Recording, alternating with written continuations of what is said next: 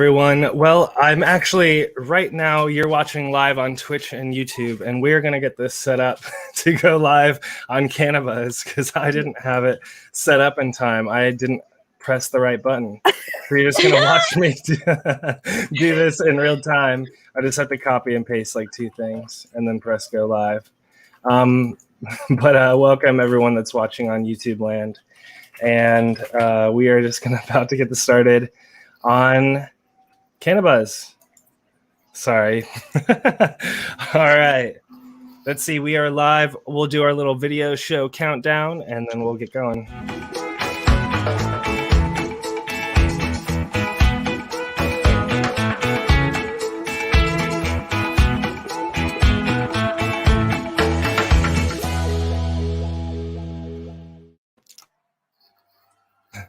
All right, everyone. Thanks for dealing with the technical difficulties today. This is our very first time using this new streaming software, and I'm really excited to use it because we can do really cool stuff like bring everyone over. You're seeing them over there next to me. And so we've got a really great panel today. JR Token is going to be our master of ceremonies. He's got a collection of topics that we're going to talk about today. But I just wanted to welcome everyone to CannaBuzz. This is CannaBuzz Live. If you haven't already, check us out on your phone. Look up CannaBuzz on the App Store or Google Play Store, or you can go to cannabuzz.app on your web browser and use CannaBuzz just fine. We'd love to see you there. And I also want to give a shout out to this week's sponsor on CannaBuzz, which is Dr. Zymes.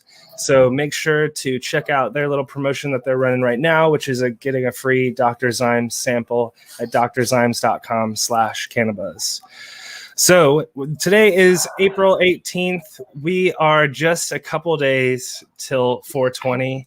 We've got some things that we'll be announcing on 420, so stay tuned for that. We're really excited. We also have a giveaway. I have a custom CannaBuzz bong that I'm too afraid to take out of the package, but I have a custom CannaBuzz bong that we're going to be giving away. Yeah, I'm very excited about that. And we'll have some other things that we'll be announcing. So stay tuned on 420. We'll also have a live Zoom sesh for folks in the community to all join and hang out on 420 in the afternoon. So, all right, JR, I'm done with stealing your thunder. I'm sorry, man. And let's go over to you. All right, let's see. Oops, I think you might be muted, or your mic got muted somehow. JR. Oh, we lost JR's audio. Oh no. It's okay. This is our first time using this platform, so it's a little bit tricky. Could be a little bit tricky.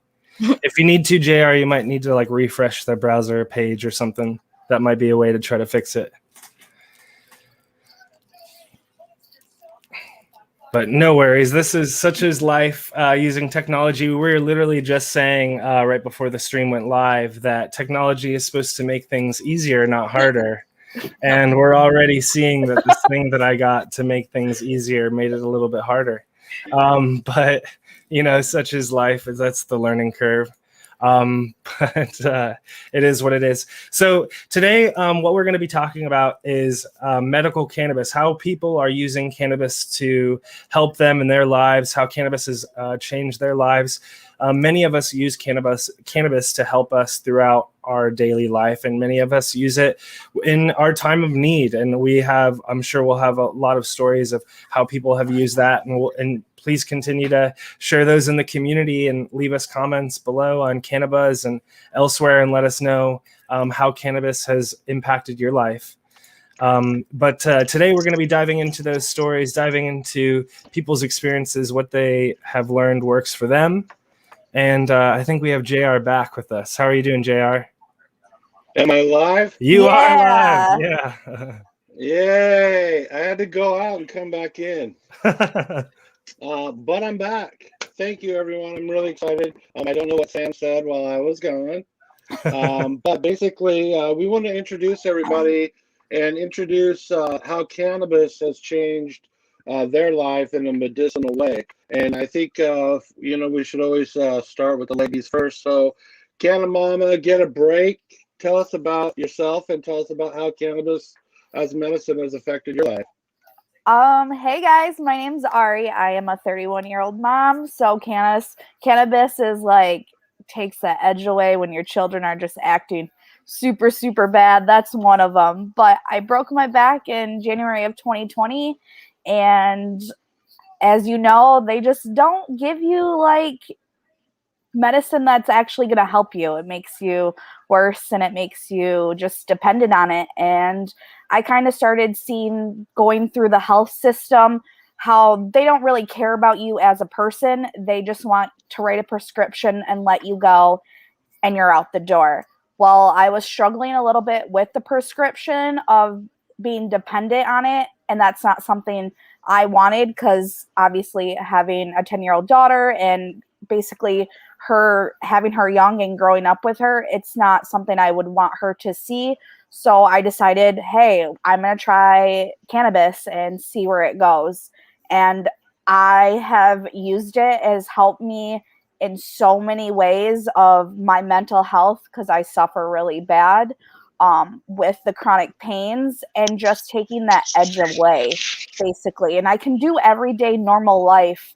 And I wish some people would just look at me and being like, you are a person, you can go through everyday life, but still be level-headed, basically, in a way, as weird as that sounds. But like, I just would love people to look at us as normal human beings that help the cannabis community as well as trying to educate people. And I think that's where some people look at the cannabis field as, are we using it as medicine or are we just using it as a crutch? And I try to teach people that I'm using it for this, this, or this, because if I didn't, I would probably be honestly 6 feet under. And that's not where I belong because I know I'm an amazing person inside and out. And I think through this app, I used to be so socially awkward that I've used this platform to show everybody my everyday life. Like, this is the mom look. I'm not one of those pretty girls that are on these other apps that are just like super fake. I get high. I do everyday life. And this is the look of a 31-year-old mom that just gets high and does life every day. I'm not perfect. I will never be perfect, but cannabis has saved me more than anything in this world, honestly. And I think that's a powerful story. A lot of people go into medical situations and they fall into a trap. And sometimes it's really hard to get out of that trap. And so to be able to use extracts like FICO or RSO, which is a fully extract cannabis oil, or Rick Simpson oil, as a way to get away from some of those medical traps. It's very powerful medicine.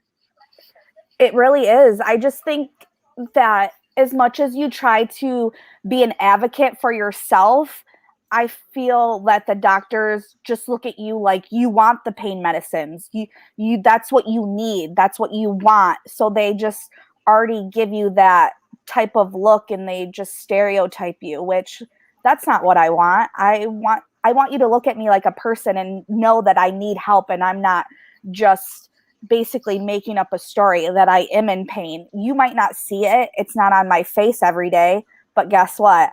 I'm in fucking pain every day. So yeah. It's just, I just hate that.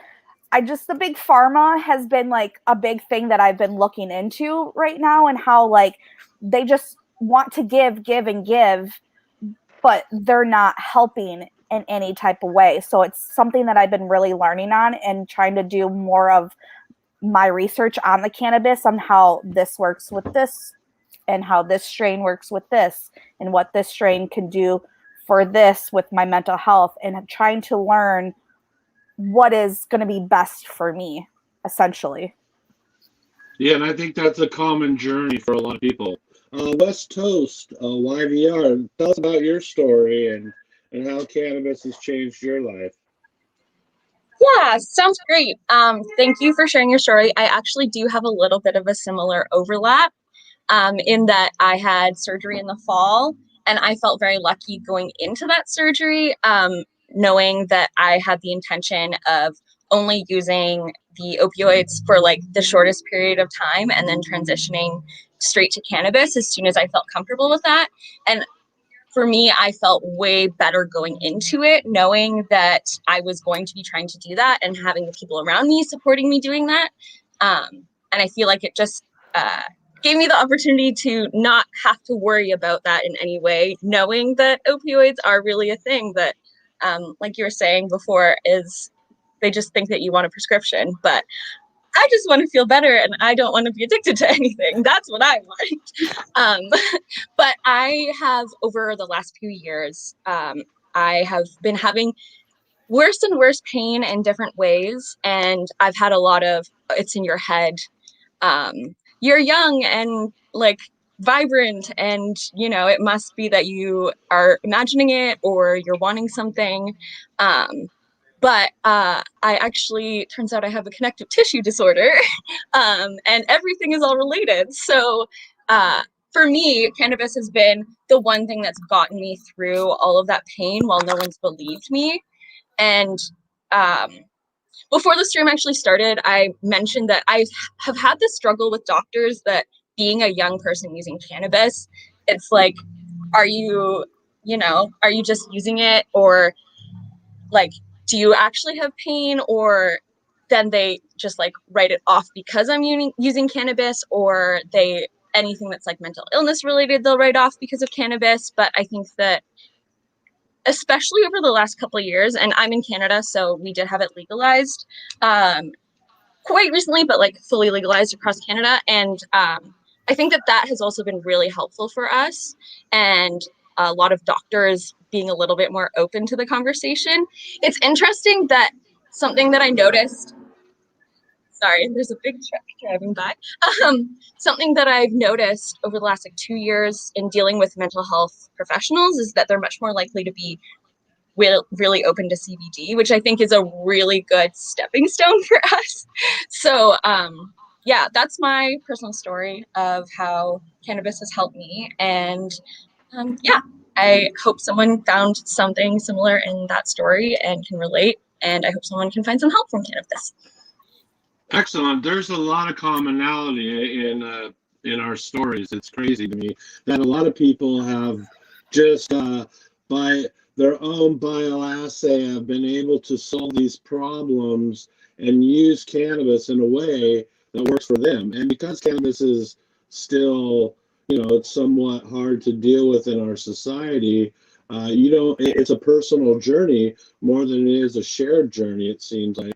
Medically Fit, let's talk to you a little bit about cannabis as medicine and what that means to you. Well, where do I start? I started using cannabis kind of my late teenage years into my early 20s. It was more for the recreational purpose than it was medical. Early 2000s, what was it? 2010, 11. So mid 2000s, I ended up moving out to Las Vegas. And that's what really got me into the medical scene is I have an injury on my arm where I have a lot of neuropathy and nerve damage. Ooh, yeah. And so I had to have a couple surgeries. The first surgery, the surgeon went in, tried repairing everything, didn't get an artery repaired properly, so I lost and had really poor circulation. They had cut off like the tip of my thumb, could have lost my fingers, but we caught it in time that another surgeon went in, got it repaired. So I've got a lot of pain and neuropathy, and when I lived in Iowa, it was just so cold that like I couldn't deal with the pain, so I moved to Vegas, and that's kind of where I got into the medical part of it. At the time, Vegas kind of had dispensaries, but it wasn't quite legal, and they would shut them down when they felt like it. So it was kind of a grow your own state. So that's how I kind of had to learn to grow my own instead of, going to dispensaries. And so that started my journey on really trying to understand what the plan is, I always look at it as it more medicinal than recreational, even though recreational users are getting the medicinal benefits of it. And yeah, there's a lot of information that's come out in the last couple months on the medical side from Israel and Dr. David Miri. And I follow him and been following him for years, and Professor Raphael Meshulam, and their information that they put out, and Dr. Ethan Russo. So I've kind of follow a lot of top guys that's been doing research for years, especially when it comes to cannabinoids, what works, what doesn't work when it comes to fighting cancers and lymphoma, breast cancer, prostate cancer. Like, there's a lot of information on really what's working and what's not working. And a lot of people think that certain plants are working for them and they're really not, and other ones will. And it's just like really finding what combination works for it. And they've kind of have some of that. It's pretty interesting. Yeah, that's kind of crazy because as a grower, I've been growing, I think, since 2003. And I always grow for medicine because I've always had pain. So I do my selections on taste and effect. You know, does it take away my pain? Or kind of not. Sometimes it doesn't take it away. It just helps dull it or disconnect your brain from it. Well, so it does. So it's not so intense. And that's when we start talking about cannabinoids. There's the THCV that shuts off thinking. There's CBD, CBDA, CBN. Like, we can really dive deep when it comes time. So. Good. We'll get into some of that here in a bit. Caribou Heart Organics, tell us a little bit about yourself and how cannabis has affected your life as a medicine. Well, to start off, I'd say I've been a pretty severe alcoholic and junkie, strung out on almost anything you can think of. Now, I don't even think of any of that stuff I used to do. I think of cannabis. It's helped me in so many other ways. And like you guys just mentioned, like kind of the mental disconnect where it just kind of shuts down that thought process. Just stuff like that. It's huge. I've recently discovered CBD. I always kind of, for whatever reason, considered it maybe a bit of a novelty aspect to cannabis until I went through some serious life stress in the last few months, to the point of where I was shaking uncontrollably, right? And then I threw some Charlotte's Web in my vaporizer and I started puffing on that. And a few minutes later, I realized I was completely calm. I wasn't shaking. I was just like out of nowhere, like, wow, what was that kind of, and I wasn't high. That was the thing, like, as I'll sit there and smoke myself into a stupor where I'm looking at a wall darn near and might as well be drooling. Because I'm trying to shut the mind down or whatever, right? But the CBD, it took all my nerves away and I was clear-minded. So I was just like really excited in that. They'd starting to do some breeding with that. We could talk more about that later, maybe. And then another thing I really love about it is social anxiety is something that I've always struggled with. And like how it really is a social lubricant.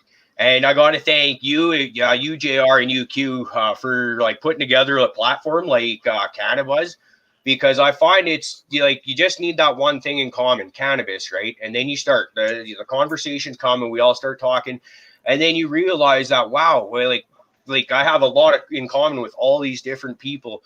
I don't know if you guys recall it, but you did. I think it was back in November. You guys put together a similar kind of platform where just anybody can join in and talk. And from right there, I just kind of introduced myself to people. And from that moment on, man, it was like, wow, like not everybody, but so many of these people think like I do.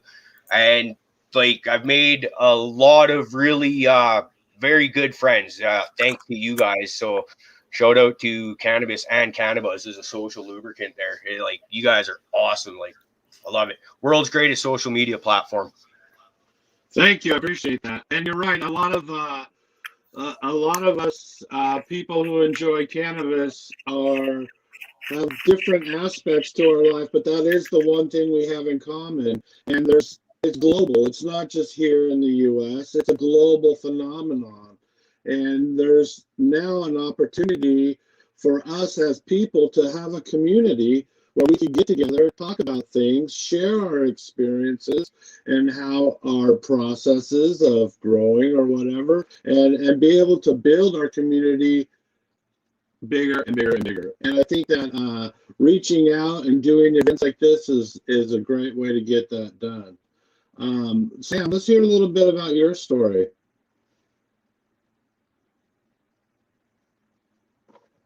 I wasn't prepared for that. So sorry, I had to do the whole thing. But hey, everyone. So yeah, it's funny. My cannabis story is kind of funny to my wife because she's the one that like got me into it now to where I'm like, I'm running a fucking cannabis social network. So I got really into cannabis. And that started with her just buying some CBD a few years ago or so, 4 years ago now, I guess, maybe 3 years ago now. But really kind of what led up to that moment is I'd had smoked cannabis in my teenage years, like hanging out with the kids that listened to Nirvana. And they got me, they hooked me up with some weed or something like that. And, and I remember having some like it making me like more fun and like it being more funny and whatever. But then when I was in my 20s, and I hadn't really used it that much. And then in my 20s, I used it once, and it was, you'll probably remember this, where it was 420 and Easter was like the same day. This was like what, 9 years ago now or something like that. So anyways, my wife, now wife, but my girlfriend at the time, takes me to a friend's party, and it was like an Easter /420 party. And this is over in the San Francisco's East Bay. And one of them worked at a dispensary. And so he brought home these like joints that he got hooked up with from his like boss or whatever for 420. And he passed these joints, and I just completely melted into the couch and felt like everyone was watching me, and like I just completely had a meltdown. And I have this really defined memory of my wife driving me home in our car, and I was talking about how I thought my dog Josie didn't love me anymore or something like that. I was just having like a complete anxiety meltdown, and I was like crying, and I was like, Josie doesn't love me anymore. Josie doesn't love. And so anyways, like after that, I just was like of the thought, like cannabis is not for me. And cannabis is just I also like smoked it once at a party, but I was drinking and I just ended up puking everywhere. And so I just like ended up thinking like cannabis is not for me. But then it was I guess it was 2017, my wife got some CBD, and I smoked it. And I just remember like kind of laying flat out on my couch and feeling relaxed for like the first time in ever. And I'm someone that's been taking things like Paxil for most of my life now. And, for me, it's really been really powerful to find something that I can grow at home or I can access at a dispensary or whatever. And it also has different flavors and it's fun and all this other shit. But it helps me with my anxiety and my depression. Right. And that to me is really, really powerful. And that to me, that's part of what made me so like fanatical about it, which was like, I've been taking the same fucking medicine since my teenage years, but now I can like have this thing that I grow in a tent right next to me. You know what I mean? And I just smoked some of my own homegrown, and it made me super relaxed. Like that's really awesome. And that's powerful. So anyways, that's kind of my story in a nutshell, is how cannabis for me just opened my eyes. And it sets you on this path to expanding so many other horizons. And that's why we welcome our psilocybin friends to the platform, because it just opens you up to so many other horizons that you see with this plant. And it introduces you to so many great people as well, of course. That's great, because hearing your story, I heard a lot of commonality again, and reflecting in my life, like just the fact that you had that kind of freak out moment where you were crying and that is to me that's like a cleansing. You know what I mean? You're letting go of a lot of the bullshit that's been tying you down. And then after those freak out moments, a lot of times you have moments of joy and clarity. And I think now we can start maybe moving into some of the cannabinoids and what those therapeutically can do for you. And I'll be leaning heavy on you if you don't mind medically fit. One thing I want to make clear is the cannabis female flower, the bud itself, that's where the medicine is. And inside those gland heads is chemistry.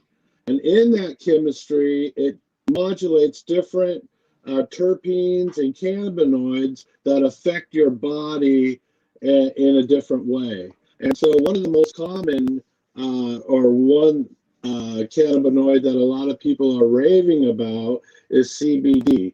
So I would like to go ahead and have you open that up medically fit, and then maybe people can talk about how CBD is used in their life, because that's something that we've already talked about a little bit. Well, I want to correct you real quick. The whole plant itself is medicine. Even the root ball, it has cannabinoids to it.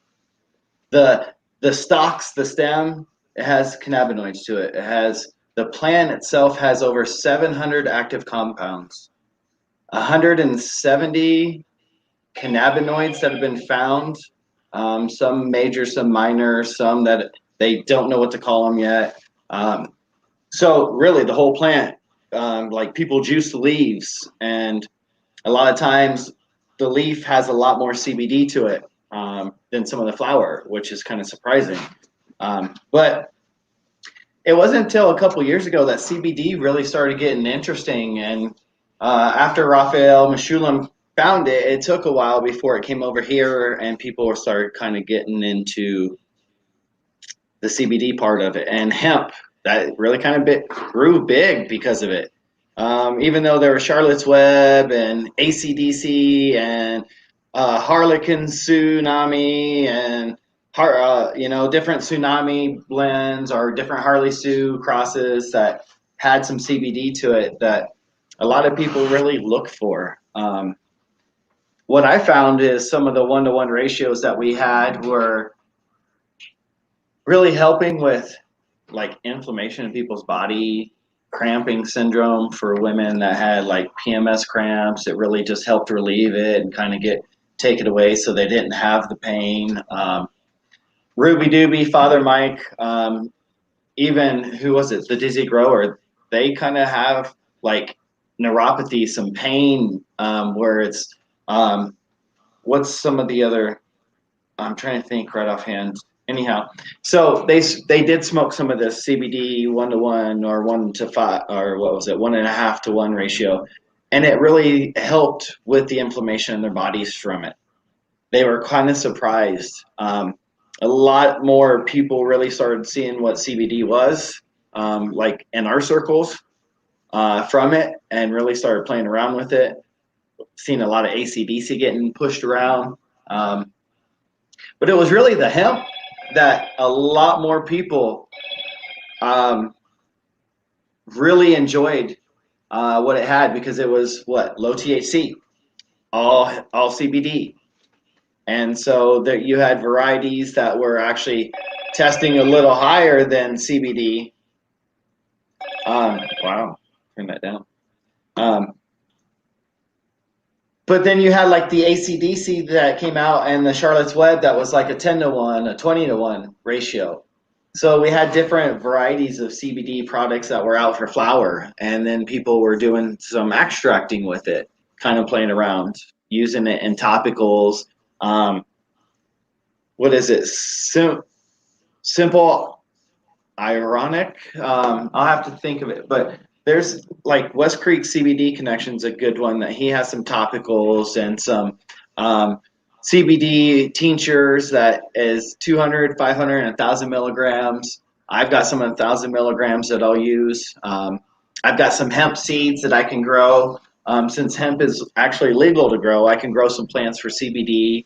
But I think there's more than just CBD to a lot of this too. So kind of my perspective. I agree with that. I think that's something else that maybe we can talk about a little bit as well is the difference between smoking cannabis and the way it affects your body, and the way if you ingest it and have your liver metabolize it. Maybe talk about the differences in the way that your body reacts to those ways of taking in medicine. Well, there's the two different ways, well, three: topical, edible, and inhalation. Inhalation's a lot quicker to our system because it gets into the bloodstream through our lungs. So it within moments of taking a few puffs, you'll start to feel some relief. Edibles are a little different. They can take up to 2 hours before they're really broke down and start getting into the body because they have to go through the liver and kidneys as they're being broke down. THC, when it's broken down as a Delta 9, is actually more of a Delta 8 when it's broken down as an edible. So it's a little differently the way your body reacts to it compared to Delta 9. Some people feel really medicated when that Delta 8 hits them. And sometimes edibles hit people harder than they expect. Sometimes dosages people really need to pay attention to, because I know one time I had a major panic attack eating an edible and not realizing it was a 4-serving edible, thinking it was a 1-serving edible. So I ate almost all of it, and like, bam, I was on a plane ride back to Iowa at the time, and like panic attack, like sweats, like holy cow. So doses on some of these edibles really need to be watched. CBD products, there's not really, how do I want to say, I haven't really heard of a limit yet on the amount of CBD that you can take, because people do try to take it hourly, every couple hours, just depending on like how their body's feeling, inflammation wise, just depending on their symptoms. So topical is another great one. That lotion wise, if you have arthritis, aches and pains in your body, neck, shoulders, back, hips, fingers, like rub some of it on, allow it to absorb in, and people really feel a relief, like they use some Bengay or some Icy Hot or something, and it just relieves the pain without really realizing the pain's gone. Excellent. And now, so another one I'd like to talk before we move on to maybe some extraction methods is CBN. Can you talk a little bit about CBN and how it happens in the cannabis flower and its effects? Well, that's a lot of things that it happens a couple different ways. One is degradation, oxygen degradation, where it actually is changing the flower, the glands, and oxidizing them, where it's taking the THCA into a CBD, CBN changeover. A lot of people, when they harvest their flowers and there's a lot more amber to it, that's a lot more CBN. And CBN is really more of a sedative. So I can actually grow an indica and not have a lot of amber to it, and it act like a sativa. But I can grow a sativa and get a lot of amber to it and really be couch locked like an indica. And so there's a lot of people that need to understand that CBN is like a sedative. It really helps you sleep. It really helps calm you down. It really gives that couch lock effect, like taking a Vicodin or something similar that's going to just kind of help relax you and calm you down. Excellent. And so now, common ways that people get access to cannabinoids is through FICO, fully extract cannabis oil, and or RSO, which is what a lot of us older heads have refer to it as. Can you kind of talk just briefly about the cannabinoid profile in that and how it is helpful for people to be ingesting it? Well, there's several different temperatures that people have to be aware of when using it to make edibles or tinctures, when they're cooking it. Sometimes you can change the acid form to THC, like when you do a lot of decarboxylation. That's another way CBN comes about, is through decarboxylation. cooking food when you put it in the oven, like temperatures. A lot of people, when they're doing infusions, like I'll do a coconut oil, but I keep my temperatures at 180. It's decarboxylating, but it's not overcooking everything. I can get where my coconut oil is literally like a cream color, not quite white, but cream, and not green, not like dark because of material in it. And that's where some people have some issues, is they overcook some of their products. So temperature really comes into hand. You'll change and get rid of some of the cannabinoids if you go too high. Some of it you can activate, some of it are going to require different temperatures to activate the acid form to make it the actual form, like CBA or CBDA, changing it to CBD or THC. So there's a lot of things that go with temperature when you're making edibles. So has anyone else on the panel experimented with making their own edibles? And talk about that maybe. Yeah, it's using our trim for the most part, but also growing a little bit of CBD lately. Been starting to use whole plants into that, and before the decarbing process, I think I was kind of screwed up on that. I used to just throw it in on like a cookie sheet or whatever, and decarb it out in the open in my oven or whatever. And then you get this wonderful terpene smell all throughout your house there for that lasts about 10-15 minutes. My understanding is you're burning off all your terpenes when that happened. So what I've done lately is started switching to decarbing in jars, mason jars inside your oven. And my understanding is that, yeah, you'll still kind of burn off your terpenes, but they'll also settle back into your material that's in those jars. So I found that the quality has definitely gone up. I found that I seem to have a really high tolerance to edibles. And now that I've started decarbing in this other method, I've found that my tolerance isn't quite as ridiculously high as it used to be. So I think there's something to be said about that for sure. Canna Mama, you acted like you also had something to share. You're muted.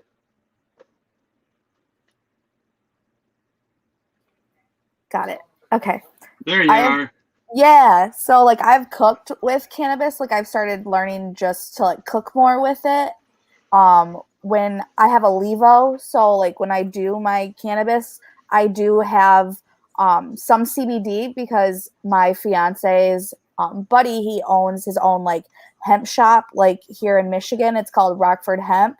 So like when I like medical fit, he had something wrong with his arm. Well, I shattered my elbow too at my daughter's birthday party, and he sent me a whole care package of CBD, and I didn't really take it, never really messed around with it, always done cannabis, but I will let you know that helps with pain. And so I would sprinkle some of it in my levo with my cannabis, and then I would cook like my salmons or like my steaks, my mashed potatoes. Sometimes I would just do like my own like macaroni and cheese with it. You're making me hungry. just to like eat it, because I feel like once I ingest it, it takes a minute, but once it hits, I don't feel the joint pains. I don't feel the arthritis in my hands. I don't have that like shooting pain in my back as much as I usually do going throughout the day if I don't smoke all day. So like eating it and starting to cook with it more has been amazing, and my dinners have been very enjoyable. That's a lot of fun. That sounds like That's a lot cool. of fun. Could you talk a little bit more about the Levo? And this is kind of selfish on my part. I just bought one. So I would just love, but I've noticed that a lot of people have been buying them because like they did some promotions and shit. I think they actually have a 420 promotion right now. Yeah. But yeah, what are your tips for like making potent whatever you're making in there? I usually activate mine first before I do it. And then I'll put the coconut oil, but I'll do it twice. I always like to run it through twice sometimes because you get that more of the potency, or you're a little bit higher in the THC, but not to do it like so long because the first time I did it like a little bit too long when I activated it. So I didn't get the high of the THC that much. So like I've just been trying to like learn and do it because my fiance's like, "Are you using this?" And I'm like, "Yes, I promise I'm using it." He's like, "I don't ever see you use it." And I was like, "I promise it. You're just not home. I'm in my own little mind. Like you just don't see it, but I promise it's amazing. I love it." Coconut oils, just your olive oils, just anything, honestly. And you just enjoy your food more because you can experiment your own and you know what's good and what's not. So I love it. Cool. Thank you. That's great. Medically Fit, without getting too technical, can you give people a brief overview of what activation or decarbing your material? Can you kind of speak to that a little bit? Yeah, so what that is you're trying to heat it up to a certain temperature that's activating the acid form of the CBDA and changing it to CBD, THC, or CBN. It just depends on some of the temperature and what I guess the acid form is supposed to change over to at that point. Some of it's THCA, from like CBG, CBGA. There's a lot of things that come from one cannabinoid that transfer over to other cannabinoids. So it all based on some temperature. And like that can be done through like a submersion, or it can be done through a slow cooking. It can be done through in your oven type situation, which I think Caribou spoke to that a little bit.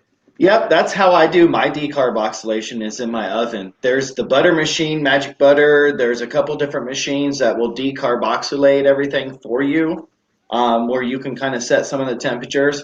I like to do it hands-on where I can check it, pull it out, make sure, see if everything's getting dried like I want it. When I'm doing my coconut oil, I'll put it in like a big saucepan and let it slowly cook at 180 and keep adding coconut oil till it slowly melts, so I'm not like getting too high of a temperature and making everything darken up or taste like really marijuana. It doesn't, not through my kit, not the way my process. So it's really about temperature, and temperature is going to change your cannabinoids from CBDA to either CBD or THC, THCA, just depending on like what happens, Excellent. And so, West Coast, tell us a little bit about your eating experiences and how you enjoy ingesting cannabis. I have experimented a little bit. I enjoy using a jar as well. And I actually do it in my Instant Pot. So it's like partially submerged. I did have to experiment a little bit with temperatures, especially because I specifically have issues with my Instant Pot. No one else has issues with my Instant Pot, but I do. So I've had to experiment, but I would highly recommend looking that up because I found that's really good, especially since I'm in an apartment building where I don't know how much the smell would spread. So I'd rather just, keep it as underwraps as I can. But I also, without my help, my mom started using edibles, and she uses like a 1-to-1 CBD THC, and she started to get my grandma onto it too. To the point where I was over at my mom's house and I was having some pain, and she's like, "Oh, let me go grab you some edibles." So I appreciate that my mom has gotten into it. And so I've actually taught her how to make her own so she doesn't have to always go and buy them somewhere. And I'm very excited for her. So yeah, I would highly recommend looking up how to do it in an Instant Pot if you do have one. But yeah, very helpful. And I'm glad that my mom can get into it too. No, I think that's a common story because for people of a certain age, there's a stigma that is attached to smoking, especially if you're smoking a joint. I mean, my uncle said to me when I was a little kid, "Don't you ever smoke those marijuana cigarettes?" You know what I mean? And so I think the people of that age have that. A lot of times will have that barrier. But if you say, "Hey, here's a CBD rub this on your joints," and then they get relief, well, then that starts talking to them. whenever that misery starts Exactly. going away, that starts speaking to them, and then some of those barriers get broke down. And I think there's a lot of people who are going to be sharing that kind of same journey. And I think for old people, however they get there, as long as they get there, it's good fine by me. And I have a similar situation. My mother-in-law, she's 80, pushing 80, 79. And so she has glaucoma. And we've been giving her daytime CBD, one-to-one candy. And then at nighttime, she takes a heavy THC chocolate every night. And it seems to have helped her a lot. Her numbers are down.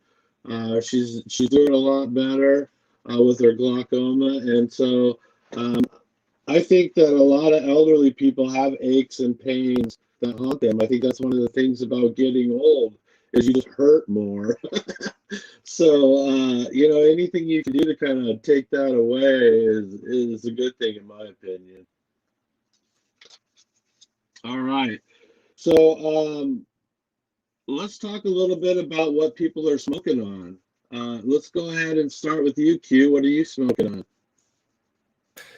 on? So I grew a strain called Pound Pie, which is a cross of, I think it was Jawa Pie, which is from Ocean Grown Seeds. It was Jawa Pie times 9-pound hammer.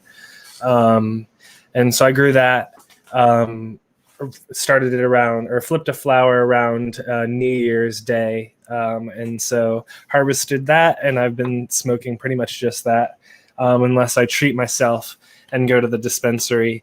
But what I typically like to smoke, especially if I'm trying to find something for medicine and rather than just more, I guess, recreational, which for me is more trying to I just want to try stuff. You know what I mean? I want to try, I bought the Seth Rogen weed because I wanted to try that.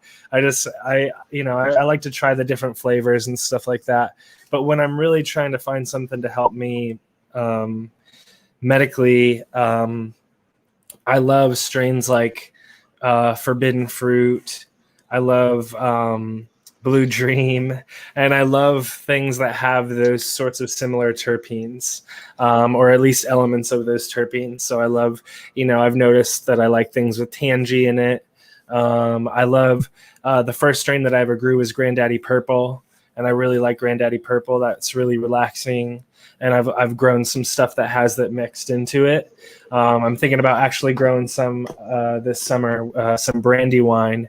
I found some 3 seeds. We'll see if they actually germinate, but I'm really excited to mess with that again.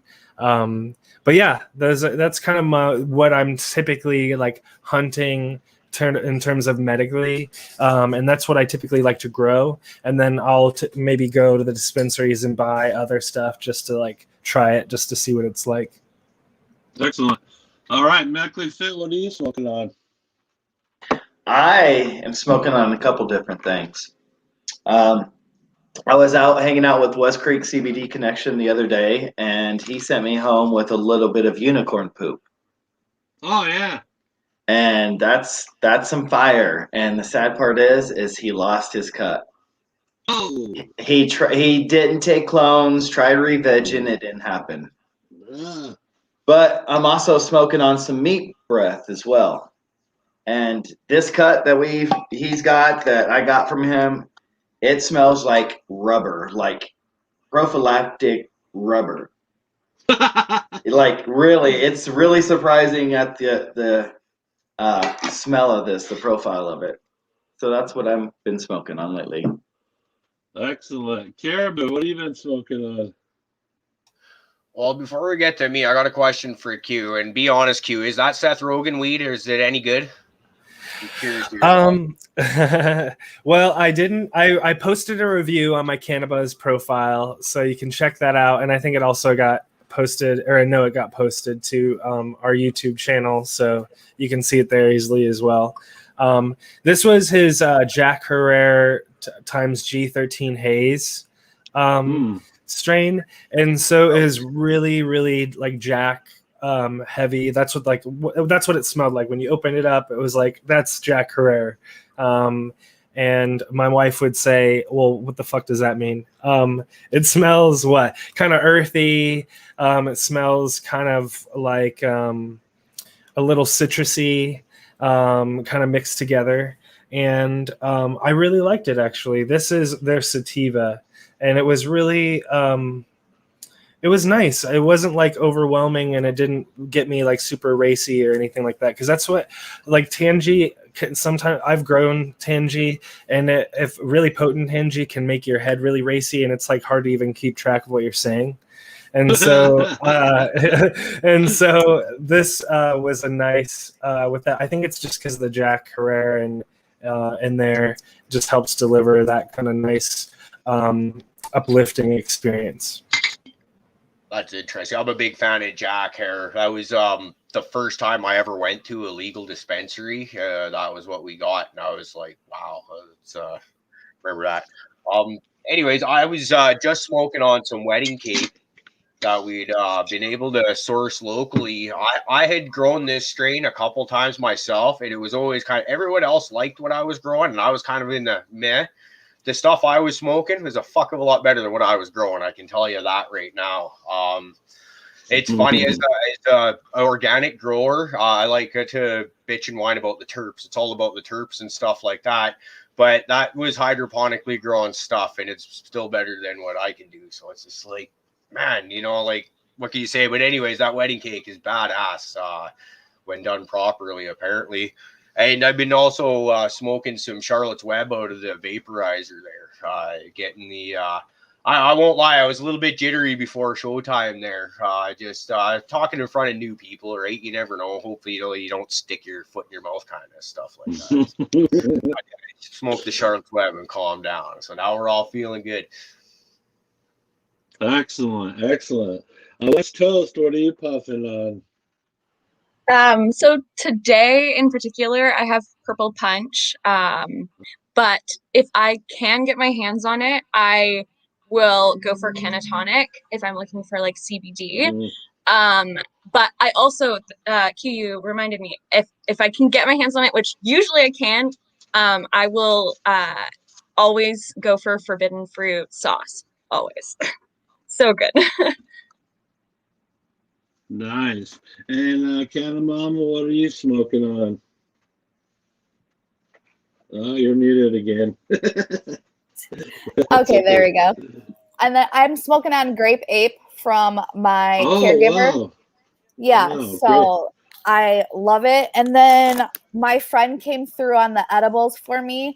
So like I have the funfetti cookies, and then she like made me this dope like rope. And so I just cut it in half. It's a nerd rope. That's awesome. Yeah, and it gets you pretty high. So I was like, I'll just cut it in little pieces and it will last me a long time. So Nice. Yeah. Excellent. Yeah, edibles are kind of tough to get around here from the dispensary because there's so much testing regulation that has to be done with the edibles. They're really expensive. So yeah, so the hookup on edibles is a good hookup. Yeah, she gave me 2 Fruity Pebble like brownie bits too, so they're pretty big. So that's great. You're gonna have a good time. That's awesome. So she's a small little business, so I was like, I'll do it. Like I'll support. Like we're all struggling right now, so if I can help somebody out right now, I might as well. And yeah, it's cool to go to a dispensary, but if you know people that can like make some good edibles and like are reasonable, I'm all for it all the time. Yeah, here in Oregon, that has been a trend that keeps trending. The local hookup is starting to be a lot more attractive than going to a dispensary and getting some flower that's maybe through an open market. It's been sitting on the shelf for God only knows how long. And, you know, a lot of its vitality is gone. And so, I mean, that's one of the motivations, I think, as a grower. When I harvest my weed and it dries, it's ready to smoke. I don't have to jar my weed to make it not harsh. So if you're growing good, clean medicine, it shouldn't be harsh at all, ever. No, not at all. Right, and so I like to utilize the terpene profiles from the beginning, because right as they're coming off the plant, the terps are really loud. Everything is a completely different effect than after it's been sitting in the jar for, say, a month or a month and a half. You know what I mean? So I really enjoy those medical aspects, and for me, my go-to that I really love, and it's not pure, it's dirty, but scissor hash. I love filling my bowl full of scissor hash and just tasting those terps, man. It's so good. Trimming and being in trim gel, yeah. Get a lot of that scissor hash. I did hash one time with a buddy and it was like the worst experience. So I'm like, I want to try it again because I'm like, I always hear good things about it. And I was like, man, I just must have had a really crappy like time because I was like, this isn't it. I'm like, I need some water. We're not going to do this again. No. He was like, are you sure? And I was like, yeah, I'm sure. A lot of people get turned off the dabs that way. They do a really hot dab, and then they just totally flush out, and then they're just like high as fuck, and then they're like, I don't want to do this ever again. Yeah, I like have that moment of like the first time I've ever gotten high. I'm like, yeah. I'm like in the corner. When the Lazy Lion used to be open in Colorado Springs, it was a place that people came, like a social club. It was the first kind of attempt at trying to open a social club. And these people would come in from all over out of state. And it was old people, like in their 60s and 70s, trying dabs for the first time. And watching them just cough and try to catch their breath. And like, by the time they were done, getting fucking flashes of sweat because just hitting them so hard, like, watched it time and time again, and it's funny, but to them at the moment it's not. And by the time they finally get it, they have to kind of sit back and like, whoa, that's a little more than I expected. And they didn't take a big dab at all. Yeah, we call that high school high. Oh man, high school high. I miss those days. Good times. Well, yeah. So we're running up on near the end of the hour here. So we just want to give a shout out to everyone who's been watching so far. We've got people watching us on CannaBuzz. We've got people watching us on YouTube and Twitch. So shout out to everyone out there on all the different platforms. I want to thank everyone who's been our guests that have been with us so far.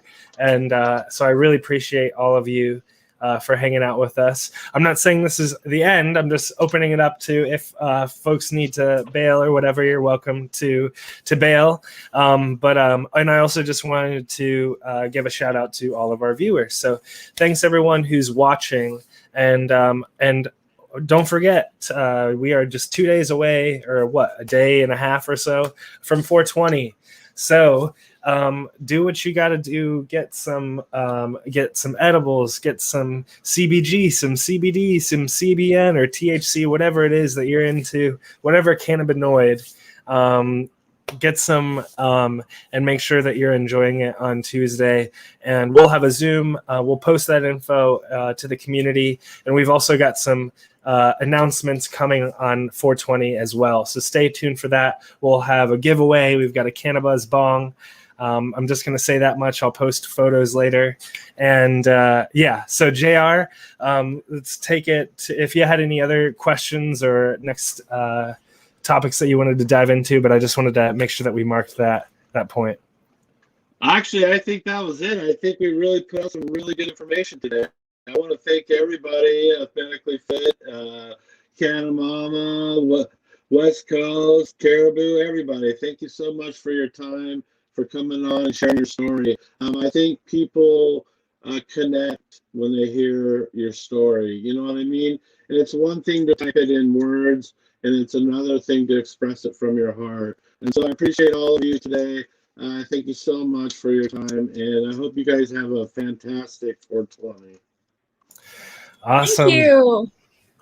You as well. Yeah, thanks, guys.